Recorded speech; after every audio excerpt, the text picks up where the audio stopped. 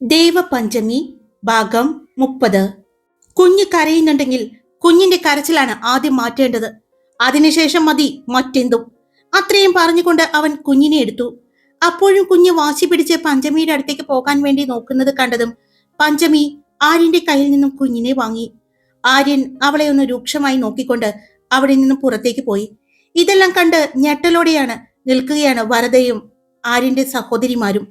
എന്നാൽ പഞ്ചമി കുഞ്ഞിനെ അവളോട് ചേർത്ത് പിടിച്ചുകൊണ്ട് കരച്ചിൽ മാറ്റാൻ ശ്രമിക്കുകയാണ്. എന്താ ഇപ്പോ ഇവിടെ സംഭവിച്ചത്? വരദ ചോദിച്ചു. അത് ഇവിടെ എപ്പോഴും ഉണ്ടാവുന്നൊരു കാര്യം തന്നെയാണ്. നിങ്ങൾക്ക് പക്ഷേ ഇത് പുതുമയായത് കൊണ്ടാണ്. എന്നാലും ഞങ്ങൾക്ക് ഇപ്പോഴും അതൊരു പേടി സ്വപ്നം തന്നെയാണ്. പക്ഷേ ഇന്ന് അല്പം സോഫ്റ്റ് ആയിട്ടായിരുന്നു ഏട്ടൻ എന്ന് എനിക്ക് തോന്നുന്നു. സാധാരണ ഇങ്ങനെയല്ല. അനന്യ പറഞ്ഞതും ഇതാണോ സോഫ്റ്റ്? വരദ ദയനീയമായി പഞ്ചമിയെ നോക്കി. അവൾ അതൊന്നും നോക്കാതെ കുഞ്ഞിനെയും കൊണ്ട് അവിടെ നിന്നും പുറത്തേക്ക് ഇറങ്ങി. കുഞ്ഞ് അപ്പോഴേക്കും കരച്ചിൽ നിർത്തി അവളുടെ കഴുത്തിലൂടെ ചുറ്റിപ്പിടിച്ച് അവളോട് ചേർന്നു. എന്തു പറ്റിയടാ? എന്തിനാ കരഞ്ഞേ? വിശപ്പ് മാറിയില്ലേ എന്നെല്ലാം ചോദിച്ച് അവൾ കുഞ്ഞിനെ തോളത്തിട്ടു. ഉറങ്ങാൻ പോവാണോ? കുഞ്ഞ് തോളത്ത് കിടക്കുന്നത് കണ്ടതും ഉറങ്ങാൻ പോവുകയാണ് എന്ന് തോന്നി. എന്നാൽ കുഞ്ഞിന്റെ വലത് കൈ അവളുടെ മാറിലായി പരതുന്നത് കണ്ടതും പഞ്ചമി ഒന്ന് ഞെട്ടി. അവളുടെ മുഖം വല്ലാതായി. ആ കുഞ്ഞി കൈയെടുത്ത് അവൾ അതിൽ ചുണ്ടു ചേർത്തു. ഉറങ്ങിക്കോട്ടോ എന്ന് പറഞ്ഞ് അവൾ ആ ഭംഗിയുള്ള ഗാർഡനിലൂടെ ഇളം വെയിൽ കൊണ്ട് കുഞ്ഞിനെയും കൊണ്ട് നടന്നു. അവൾ കുഞ്ഞിനെയും കൊണ്ട് നടക്കുന്നത് നോക്കി എല്ലാവരും അവിടെ നിന്നു. അപ്പോഴേക്കും ഡൈനിങ് റൂമിലേക്ക് എല്ലാവരും വരുന്നത് കണ്ടു. ഭക്ഷണം കഴിക്കാൻ സമയായോ? പെട്ടെന്ന് വേദിക ചോദിച്ചു. ആ സമയായി. എന്നാ വാ വേദ. ഏട്ടത്തി ഭക്ഷണം കഴിക്കാൻ വാ. അവിടെ നിന്നും നക്ഷത്ര വിളിച്ചു പറഞ്ഞു. നിങ്ങൾ കഴിച്ചോളൂ, ഞാൻ മോളെ ഉറക്കിയിട്ട് വരാം എന്ന് പറഞ്ഞുകൊണ്ട് അവൾ കുഞ്ഞിനെ വീണ്ടും തോളിലിട്ടുകൊണ്ട് നടന്നു. ഭക്ഷണം കഴിക്കാനായിട്ട് ഡൈനിങ് റൂമിലിരുന്ന മുത്തശ്ശി വിൻഡോ വഴി ആ പുറത്തെ കാഴ്ച കണ്ട് മുത്തശ്ശിയുടെ ചുണ്ടിൽ ഒരു പുഞ്ചിരി വിരിഞ്ഞു. പുഞ്ചിരിയോടെ മുത്തശ്ശി ഇരിക്കുമ്പോഴാണ് ആര്യൻ ഡൈനിങ് റൂമിലേക്ക് കടന്നു വരുന്നത്. ആര്യൻ വന്ന് മുത്തശ്ശിയുടെ അടുത്തായിട്ട് ഇരുന്നു. ഗുഡ് മോർണിംഗ് മുത്തശ്ശി. ആര്യൻ ഗുഡ് മോർണിംഗ് പറഞ്ഞതും തിരിച്ച് മുത്തശ്ശിയും ഗുഡ് മോർണിംഗ് പറഞ്ഞു. ഭക്ഷണം വിളമ്പിയിട്ടും അവിടേക്ക് പഞ്ചമിയെ കാണാതായതും താൻ കുറച്ചു മുമ്പ് ദേഷ്യപ്പെട്ടത് കൊണ്ട് വരാത്തതാണ് എന്നാണ് ആര്യൻ കരുതിയത്. വരദ, ദേവ എവിടെ? ആര്യൻ ചോദിച്ചു. ദേവ കുഞ്ഞിനെ ഓർക്കുന്നു, വരദ പറഞ്ഞു. അവൾ ചൂണ്ടിക്കാണിച്ചുകൊണ്ട് പറഞ്ഞ ഭാഗത്തേക്ക് ആര്യൻ നോക്കി. അപ്പോഴാണ് അവൻ തിരിഞ്ഞു നോക്കിയത്. വിൻഡോ വഴി പുറത്തെ കാഴ്ച അവനും കണ്ടു. ഇവൾക്ക് തലയ്ക്ക് വല്ല കുഴപ്പമുണ്ടോ? കുഞ്ഞിനെ ഈ വെയിലത്ത് കൊണ്ട് നടക്കാൻ? ആര്യൻ ചോദിച്ചുകൊണ്ട് എഴുന്നേക്കാൻ പോയതും അവന്റെ കയ്യിൽ മുത്തശ്ശി പിടിച്ചു. എങ്ങോട്ട് ആര്യ നീ? മുത്തശ്ശി കണ്ടില്ലേ വെയിൽ കൊണ്ട് കുഞ്ഞിനെയും കൊണ്ട് നടക്കുന്നത്? ആര്യൻ ചോദിച്ചതും അത് നല്ലതാണ്. ഈ സമയത്തെ വെയില് കുഞ്ഞു കൊള്ളുന്നത് നല്ലതാണ്. അതറിയാവുന്നത് കൊണ്ടായിരിക്കാം അവൾ കുഞ്ഞിനെ ഇളം വെയിൽ കൊള്ളിക്കുന്നത്, മുത്തശ്ശി പറഞ്ഞു. ആര്യൻ വീണ്ടും തിരിഞ്ഞു നോക്കി. കുഞ്ഞിനെയും കൊണ്ട് അപ്പോഴും അവൾ നടക്കുന്നത് കണ്ടു. നീ ഭക്ഷണം കഴിച്ചോ, അവളെ ഞാൻ വിളിച്ചു കൊടുത്തോളാം, മുത്തശ്ശി പറഞ്ഞതും ആര്യൻ ഭക്ഷണം കഴിക്കാൻ തുടങ്ങി. വേദ ചുറ്റുമിരിക്കുന്ന നക്ഷത്രയെയും വേദികയെയും അനന്യയെയും നോക്കി. എന്നിട്ട് ഇത് എന്തുവാ എന്നുള്ള രീതിയിൽ കൈകൊണ്ട് കാണിച്ചതും അവർ 3 പേരും കണ്ണു ചിമ്മി കാണിച്ചു. ഭക്ഷണം കഴിച്ചു കഴിഞ്ഞതും വേഗം തന്നെ വേദ പഞ്ചമിയുടെ അടുത്തേക്ക് ചെന്നു. പഞ്ചമി, നീ ഭക്ഷണം കഴിക്കാതിരിക്കുമ്പോ ഞാനും കൂടി ഇരിക്കൂട്ടോ, എനിക്ക് ഭക്ഷണം കഴിക്കണം, അവൾ പറഞ്ഞു. അപ്പോ ഇപ്പൊ അവിടെ ഇരുന്ന് ഭക്ഷണം കഴിച്ചത് ഞാൻ കണ്ടതാണല്ലോ, അവളുടെ പുറകെ വന്ന നക്ഷത്ര പറഞ്ഞു. പിന്നെ നിന്റെ ഏട്ടന്റെ മുന്നിലിരുന്ന് ഭക്ഷണം കഴിക്കാൻ പറ്റുമോ? ഞാൻ എങ്ങനെയാ കഴിച്ചതെന്ന് എനിക്കും ദൈവത്തിന് മാത്രം അറിയാം. എന്തുപറ്റി? പഞ്ചമി ചോദിച്ചു. നീ കുഞ്ഞിനെ വെയിൽ കൊള്ളിച്ചു എന്ന് പറഞ്ഞ് ആ മനുഷ്യൻ അവിടെ കിടന്ന് ചാടിത്തുള്ളായിരുന്നു. എഴുന്നേറ്റ് വരാൻ നോക്കിയപ്പോ മുത്തച്ഛിയാ തടഞ്ഞത്. അത് കുഞ്ഞിനെ ഈ വെയിൽ കൊള്ളുന്നത് നല്ലതാണല്ലോ. അതെ, നല്ലതാണ്. അത് പക്ഷേ പുലിക്കാട്ടിൽ എന്ന വലിയ ബിസിനസ് സാമ്രാജ്യം ഭരിക്കുന്ന ആര്യവീർ ചക്രവർത്തിക്ക് അറിയില്ല എന്ന് തോന്നുന്നു. വേദ പറഞ്ഞതും എല്ലാവരും ചിരിച്ചു. പഞ്ചമി അവളെ ഒന്ന് കണ്ണുകൂർപ്പിച്ച് കാണിച്ചു. മോൾ ഉറങ്ങി, നീ മോളെ കൊണ്ടുപോയി കിടത്തിയിട്ട് വാ, എന്നിട്ട് നമുക്കൊന്നുകൂടി കഴിക്കാം, വേദ പറഞ്ഞതും. എങ്ങനെയാ മുറിയിൽ കൊണ്ടുപോയി കിടത്താ? ആരുമില്ലാതെ കുഞ്ഞിനെ ഒറ്റയ്ക്ക് കിടത്താൻ പറ്റില്ല. നീ വാ, നമുക്ക് ഭക്ഷണം കഴിക്കാം, കുഞ്ഞിനെ ഞാൻ മടിയിൽ ഇരുത്തിക്കൊള്ളാം, പഞ്ചമി പറഞ്ഞതും. ഏട്ടത്തി, മോളെ ഇങ്ങോട്ട് താ, ഞങ്ങൾ പിടിക്കാം, ഏട്ടത്തി സ്വസ്ഥമായിട്ട് പോയി ഭക്ഷണം കഴിക്കേ എന്ന് പറഞ്ഞ് നക്ഷത്ര അവളുടെ കയ്യിൽ നിന്നും കുഞ്ഞിനെ വാങ്ങി. കുഞ്ഞ് കൈമാറി നക്ഷത്രയുടെ അടുത്തേക്ക് ചെന്നതും ചിണങ്ങാൻ തുടങ്ങി. ആ ദേ, കൈമാറിയപ്പോ തന്നെ ആളെ മനസ്സിലായെന്ന് തോന്നുന്നു. വേദ പറഞ്ഞതും ഒന്ന് പോ ചേച്ചി, ഞങ്ങളല്ലേ കുഞ്ഞിനെ ഇത്രയും നാളും ഉറക്കിയത്.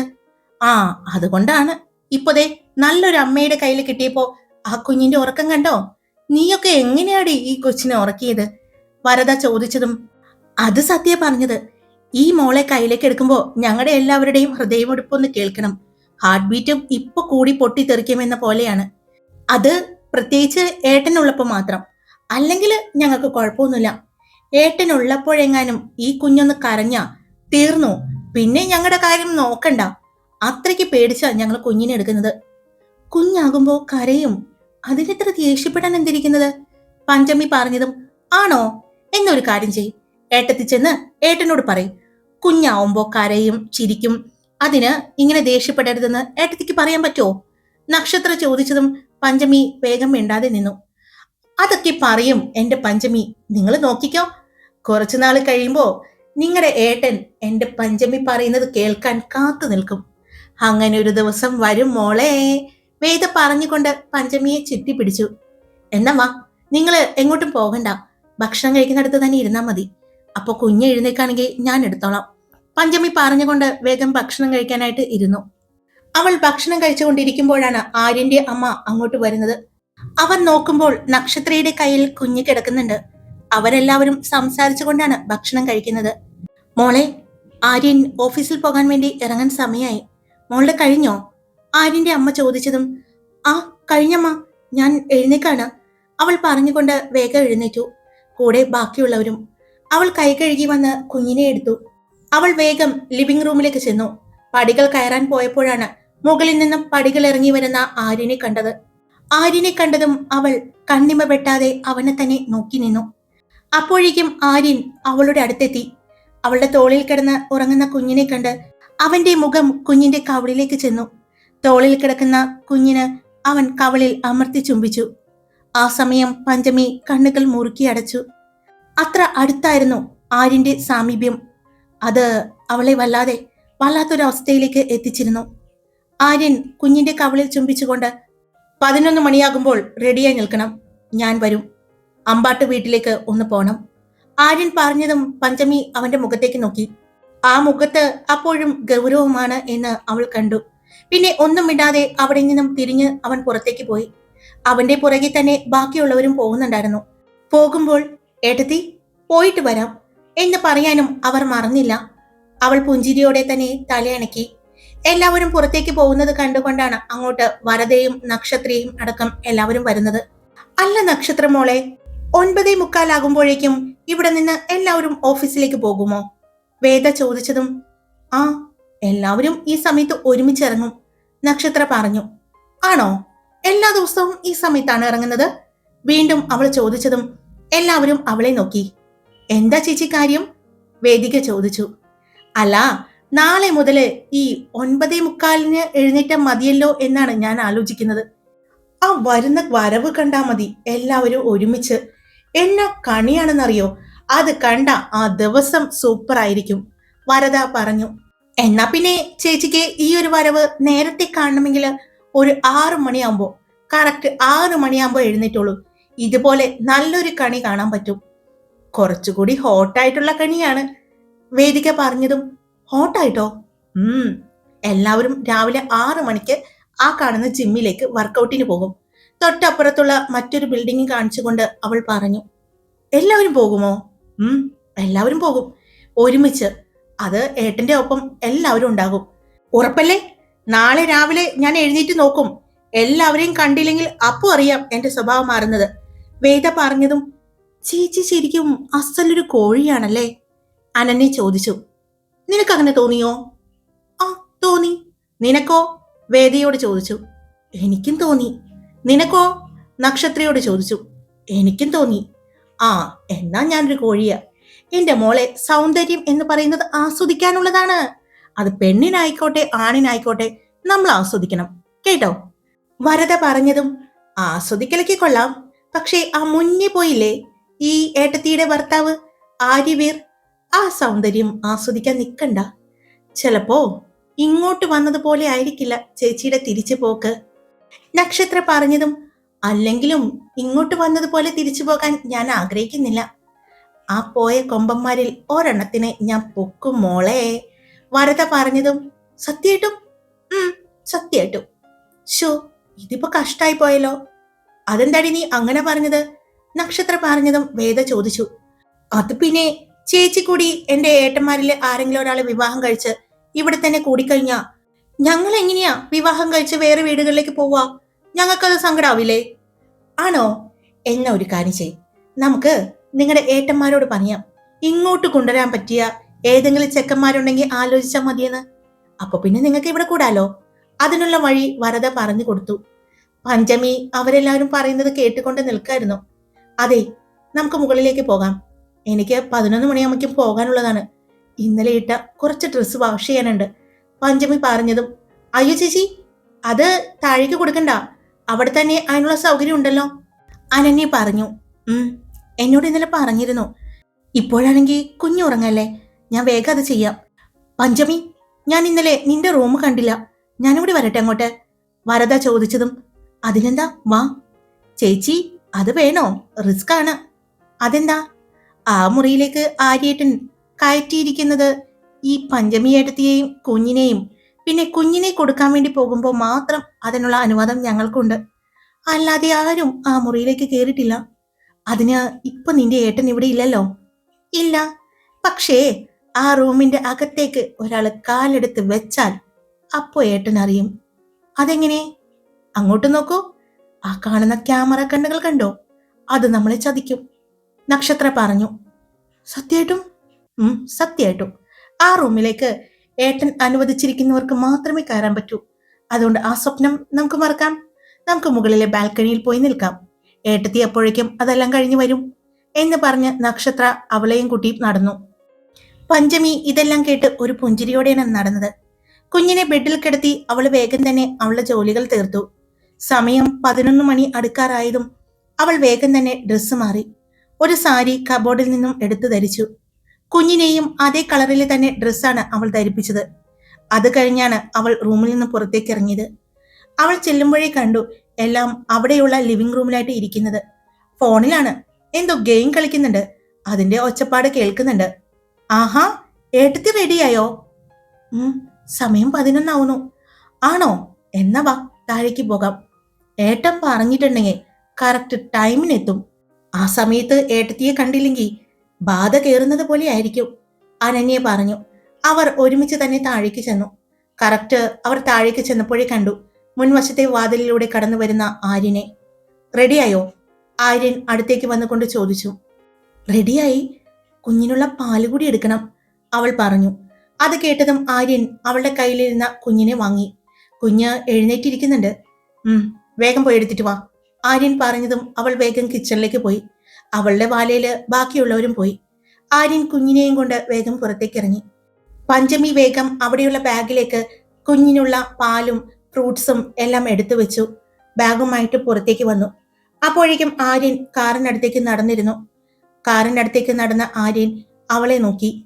അപ്പോഴാണ് ഓടി വരുന്ന പഞ്ചമിയെ കാണുന്നത്. ദേവാ, പതിയെ, അവൻ പറഞ്ഞതും അവൾ പെട്ടെന്ന് നിന്നു. അപ്പോഴാണ് അവൾ താഴെയുള്ള പടികൾ കാണുന്നത്. അവൾ പതിയെ നടന്ന് ഇറങ്ങി കാറിനടുത്തേക്ക് ചെന്നു.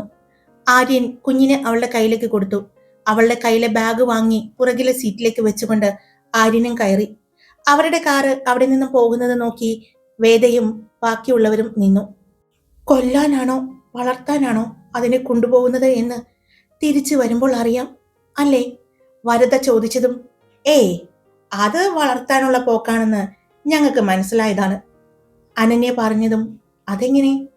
അല്ലെങ്കിൽ ഏട്ടന്റെ കാറിൽ ഒരു പെണ്ണ് കയറില്ല മോളെ. അതെന്താ? അതൊക്കെ അങ്ങനെയാ. ആ കാറില് മുത്തശ്ശി അല്ലാതെ മറ്റൊരാളും കയറിയിട്ടില്ല, നക്ഷത്ര പറഞ്ഞതും ഇതൊരു വിചിത്ര ജീവി തന്നെയാണ് കേട്ടോ നിങ്ങളുടെ ഏട്ടൻ. അതെ, എന്തേ ഏട്ടത്തിക്ക് എന്തെങ്കിലും ബുദ്ധിമുട്ടുണ്ടോ? അനന്യ ചോദിച്ചതും ഏട്ടത്തിയോ? ഞാനോ? അതെ, ചേച്ചിയല്ലേ പറഞ്ഞത് ഞങ്ങളുടെ കൂട്ടത്തിലുള്ള ഏട്ടന്മാരിൽ ആരെയെങ്കിലും ഒരാളെ അടിച്ചു മാറ്റി വിവാഹം കഴിക്കുമെന്ന്. അതിന് അപ്പോ ഏട്ടത്തിയാവുമല്ലോ. അതുകൊണ്ട് ഞങ്ങൾ ഏട്ടത്തിന്ന് വിളിക്കാൻ തീരുമാനിച്ചത്. പൊന്നുമോളെ കൊല്ലല്ലേ, എന്നെ നിങ്ങൾ ഏട്ടത്തിന്ന് വിളിക്കണ്ട, പഴയ പോലെ ചേച്ചിന്ന് വിളിച്ചാൽ മതി. എനിക്ക് ജീവിക്കാൻ ഭയങ്കര ആഗ്രഹ. അതുകൊണ്ട് ഈ പുലിക്കാട്ടിൽ എന്ന സ്വപ്നം ഞാൻ വിടാൻ തീരുമാനിച്ചിരിക്കുകയാണ്. അവൾ പറഞ്ഞതും, അയ്യോ അങ്ങനെ പറയല്ലേ, ഞങ്ങൾക്ക് ഞങ്ങൾക്ക് ചേച്ചിയെ ഒരുപാട് ഇഷ്ടം. ഞങ്ങള് ഏട്ടത്തിയായി കണ്ടുപോയി, അതുകൊണ്ട് ഇനി മാറ്റാൻ പറ്റില്ല. നക്ഷത്ര പറഞ്ഞു. കൊലക്ക് കൊടുക്കാൻ തന്നെ തീരുമാനിച്ചു അല്ലേ? ചെറുതായിട്ട്. അങ്ങനെ പറഞ്ഞ് അവരവിടെ നിന്നും പോകുമ്പോൾ അതെല്ലാം കേട്ട് അവിടെയുണ്ടായിരുന്ന ഒരാളുടെ ചുണ്ടിൽ ഒരു പുഞ്ചിരി ഉണ്ടായിരുന്നു. അപ്പോ ഈ വീട്ടില് മരുമകളാകാൻ നീ റെഡിയാണ് അല്ലടി പെണ്ണെ? കാണിച്ചു തരാം എന്ന് പറഞ്ഞുകൊണ്ട് അയാൾ പുറത്തേക്ക് ഇറങ്ങിപ്പോയി. ആര്യന്റെ കാറ് വലിയൊരു വീടിന്റെ ഗേറ്റിനുള്ളിലേക്ക് കടന്നു. ആ വീടിന്റെ മുറ്റത്തായി ഉയർന്ന റാങ്കിലുള്ള പോലീസ് ഉദ്യോഗസ്ഥരുടെ വണ്ടികൾ കിടക്കുന്നുണ്ട്. ആര്യന്റെ കാറ് ചെന്ന് നിന്നതും അവരെല്ലാവരും പുറത്തേക്ക് ഇറങ്ങി. ഇറങ്ങ്, ആര്യൻ പഞ്ചമിയോട് പറഞ്ഞതും അവൾ കാറിന്റെ ഡോറ് തുറന്ന് പുറത്തേക്ക് ഇറങ്ങി, കൂടെ ആര്യനും. അപ്പോഴാണ് വീടിന്റെ അകത്തു നിന്നുള്ള ഒച്ചപ്പാടുകൾ അവൾ കേൾക്കുന്നത്. അവൾ ആര്യനെ നോക്കി, പിന്നെ കുഞ്ഞിനെ ചേർത്ത് പിടിച്ചു. താൻ ഇവിടെ നിൽക്ക് എന്ന് പറഞ്ഞുകൊണ്ട് ആര്യൻ ആ ഉദ്യോഗസ്ഥരുടെ അടുത്തേക്ക് ചെന്നു. അവർ വളരെ ബഹുമാനത്തോടു കൂടിയാണ് ആര്യനോട് സംസാരിക്കുന്നത് എന്ന് പഞ്ചമി കണ്ടു. ആ സമയം അകത്തുനിന്ന് 2 പോലീസ് ഉദ്യോഗസ്ഥർ വന്നു. അവര് പോകില്ല എന്നാണ് സർ വാശി പിടിക്കുന്നത്. അയാൾ വന്ന് പറഞ്ഞതും ആര്യൻ തിരിഞ്ഞ് പഞ്ചമിയെ നോക്കി. പിന്നെ പഞ്ചമിയുടെ അടുത്തേക്ക് വന്നു. ഞാൻ വിളിക്കുമ്പോൾ അകത്തേക്ക് വരണം. ആര്യൻ പറഞ്ഞതും അവൾ തലയണക്കി. വരണം, അവൻ വീണ്ടും പറഞ്ഞതും വരാം, അവൾ പറഞ്ഞു. ആര്യൻ ആ വീടിന്റെ അകത്തേക്ക് നടക്കുന്നത് കണ്ടു. ആര്യന്റെ പുറകെ തന്നെ പോലീസ് ഉദ്യോഗസ്ഥരുണ്ടായിരുന്നു. കൂടെ അപ്പോഴാണ് സിദ്ധുവിനെ അവൾ കാണുന്നത്. സിദ്ധു അവളെ നോക്കി ഒന്ന് ചിരിച്ച് 2 കണ്ണും ചിമ്മി കാണിച്ചു. പിന്നെ ആര്യന്റെ കൂടെ അകത്തേക്ക് കയറി. ഓ, അപ്പൊ നീയും വന്നു അല്ലേ? ഇവിടെ നിന്ന് പോകാൻ പറയാൻ നീ ആരാണ്? എന്ത് അധികാരമാണ് നിനക്കുള്ളത് എന്ന് ചോദിച്ചുകൊണ്ട് ശ്രാവണിന്റെ അമ്മ മുന്നിലേക്ക് വന്നതും ആര്യൻ കൈകൊണ്ട് തടഞ്ഞു. എനിക്ക് നിങ്ങളോട് സംസാരിക്കാനില്ല. വ്യക്തമായ കാര്യങ്ങൾ എന്റെ അഡ്വക്കേറ്റ് നിങ്ങളോട് പറഞ്ഞു. ഇനിയും നിങ്ങൾക്ക് മാറാൻ തയ്യാറല്ലെങ്കിൽ ബാക്കിയുള്ള കാര്യങ്ങൾ ഇവർ നോക്കിക്കൊള്ളും, ആര്യൻ പറഞ്ഞു. എന്തായാലും നിങ്ങൾ ഇവിടെ നിന്നും ഇറങ്ങിയിട്ടേ ഞാനും എന്റെ ഭാര്യയും ഇവിടെ നിന്ന് പോകൂ. ആര്യൻ അത് പറഞ്ഞതും ഞെട്ടലോടെയാണ് എല്ലാവരും ആര്യനെ നോക്കിയത്. പിന്നെ അമ്പാട്ട് വീട്ടിലുള്ള എല്ലാവരുടെയും നോട്ടം ചെന്നത് മുൻവാതിലിലൂടെ പുറത്തേക്കായിരുന്നു. അവള് വന്നിട്ടുണ്ടോ, ഈ കുടുംബം മുടിക്കാനായിട്ട് ജനിച്ചവള് എന്ന് പറഞ്ഞുകൊണ്ട് ശ്രാവണിന്റെയും നീരജിന്റെയും 2 അമ്മമാരും കൂടി ഓടി പുറത്തേക്ക് പോകുന്നത് കണ്ടതും ആര്യൻ അവരുടെ പുറകെ തന്നെ പുറത്തേക്ക് ചെന്നു. പുറത്തെ കാറിൽ ചാരി കുഞ്ഞിനെയും എടുത്തുകൊണ്ട് നിൽക്കുന്ന പഞ്ചമിയുടെ അടുത്തേക്ക് അവർ ഓടിച്ചെന്നതും പെട്ടെന്ന് അവർക്ക് മുന്നിലേക്ക് തടസ്സമായിട്ട് 2 ഗാർഡ്സ് വന്നു. അവരുടെ കയ്യിൽ ഗണ്ണും ഉണ്ടായിരുന്നു. അത് കണ്ടതും അവളുടെ അടുത്തേക്ക് ഓടി വന്ന ആ 2 സ്ത്രീകളും പിന്നിലേക്ക് വേച്ചു പോയി. അപ്പോഴേക്കും ആര്യൻ നടന്ന് അവരുടെ അടുത്തേക്ക് എത്തി. ഇന്നലെ ഞാൻ നിങ്ങളോട് പറഞ്ഞു, ഈ നിൽക്കുന്നത് എന്റെ ഭാര്യയാണ് എന്ന്. ഒരു നോട്ടം കൊണ്ടോ ഒരു സ്പർശം കൊണ്ടോ അവളെ വേദനിപ്പിച്ച കൊന്നു തള്ളും ഞാൻ. ആര്യൻ അത് പറഞ്ഞതും അവരുടെ മുഖത്ത് പേടി നിറഞ്ഞു. അവന്റെ ആ മുഖം കണ്ട് അവർ പേടിയോടെ അല്പം കൂടി മാറി നിന്നു. ആ സമയം ആ വീടിന്റെ മുന്നിലേക്ക് മറ്റൊരു കാർ വന്നു നിന്നു. കാറിൽ നിന്നും ബ്രഹ്മദത്തനും അരുന്ധതിയും ഇറങ്ങി. ഹായ്, എല്ലാവരും സുഖമായിട്ടിരിക്കുന്നു? ഞാൻ സുഖമായിട്ടിരിക്കുന്നു. അപ്പൊ സ്റ്റോറി ഇട്ടിട്ടുണ്ട്. ഇഷ്ടപ്പെട്ട ലൈക്ക് ചെയ്യാനും ഹൈപ്പ് ചെയ്യാനും നിങ്ങളുടെ അഭിപ്രായം കമന്റ് ചെയ്യാനും സബ്സ്ക്രൈബ് ചെയ്യാതെ കേൾക്കുന്നവരുണ്ടെങ്കിൽ സബ്സ്ക്രൈബ് ചെയ്യാനും മറക്കല്ലേ. Love you all. It's me Karthika.